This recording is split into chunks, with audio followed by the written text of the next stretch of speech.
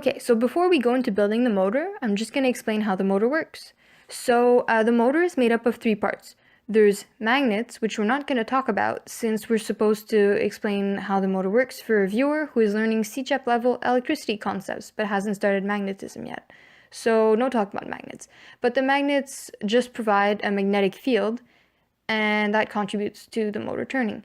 The second part is the battery and the wires, and those provide a current to the third part, the coil of wire, which is the part that turns, which is what we're interested about. So the combination between the magnetic field created by the two magnets facing each other, the attraction between the magnets, and with the current that is provided by the 9-volt battery and that flows through the wires into the coil of wire and then out, create a torque on the coil of wire, and then the torque pushes up on one side and down on the other, so that's what makes the coil of wire turn. It's simple as that. The first step in building the motor was to build a coil of wire. So for that, all we did was twist a piece of copper wire around the stick of glue, and then we cut off the ends with the scissors and tried to strip them of the covering of the wire. So this is what the finished product looks like. This is going to be the piece of the motor that turns. The second step of building the motor was to build the base of the motor.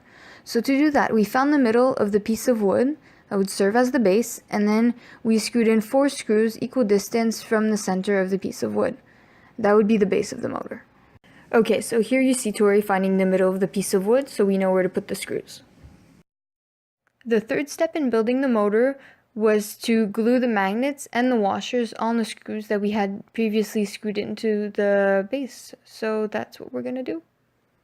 So here you see Tori using a hot glue gun, which we mentioned earlier, to glue one of the bar magnets on a screw. So we did that with the 2 magnets, and we put them on screws that were facing each other. In transportation, the magnets unfortunately detached themselves from the screws because the hot glue wasn't enough to keep them in place with the attraction between the magnets. Those are really strong bar magnets.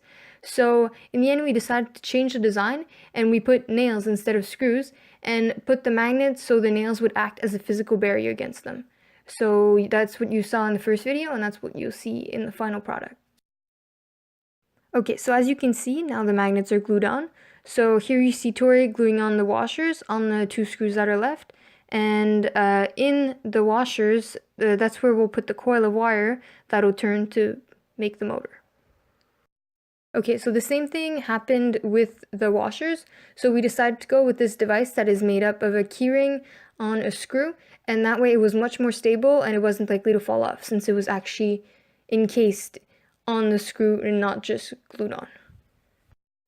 As you can see, this is the final product. So the coil of wire is spinning wildly, and right now we're using a 9-volt battery to make it spin. So it's spinning due to the magnetic field created by the magnets, and the magnets are attracting each other. And as you can see in this new design, the nails are acting as a physical barrier. So the magnets don't just decide to go see each other because they're in love, apparently. And then, yeah, so the coil of wire is spinning because of the magnets and because of the current that's flowing from the battery. And it's spinning really fast. I'm actually probably going to slow this down. And yeah, if we go any higher than 9 volts for the battery, there are sparks that start flying due to the friction between the ends of the coil of wire and the keyring. So yeah, it's spinning, it's working. This is our motor.